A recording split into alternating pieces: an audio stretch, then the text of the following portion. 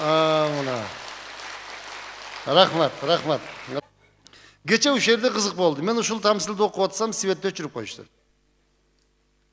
Анан жарым саат отурдук. Мен айттым, окубайм, жандырып койгула деп атып, кайра күйгүздү.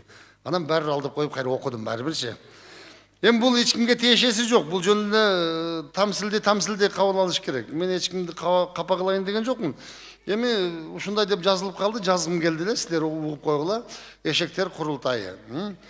Аңызда жүргөн эшектер кээ бир депутаттардай урушпай, өздөрүн маданияттуу кармап, мыйзамдуу укуктарын унутпай, нааразы болуп бийликке нарыдан бери чогулуп өткөрмөк болушту курултай.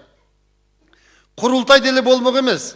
Эгер туура иштегенде бүгүн жанагы качырлар түзгөн коалициялык көпчүлүк түзүм чырдын чыккан себеби кабыл алынбагандыгы үчүн эшектер көптөн бери зарыгып күткөн бүтүм. Жолдоштор деп сөз баштады ачуусу келген бир эшек. Биз бийликтен коркудай тиги өгүздөргө окшоп эмне оппозицияда белек. Эшек болсо да өз оюбуз бар. Бекеринен чогулбадык демек. Бийликке барса эле биздин эшектер галстук байланып, көз айнек тагынып, өзүбүздүн эшачкаларыбыз турса, кайдагы бир зебраларга жалынып, бирдеме десең эле акыл үйрөтпө деп сөгүнүп кирет, эмоцияга алынып. Айланайын эшектер деди картаң эшек. Ойлонгула, уят болуп калабыз. Жакшы болмок, аттар менен ачык эле болсо арабыз.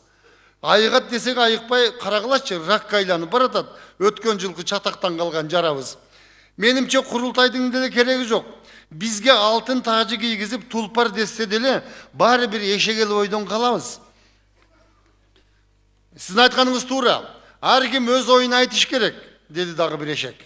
Доллар Африкада деле доллар дегендей, эшек кайерде болсо деле эшек. Мен сиздин оюңузду маалымат булактарына билдирем, бирок курултайга сунуш катары гана киргизем.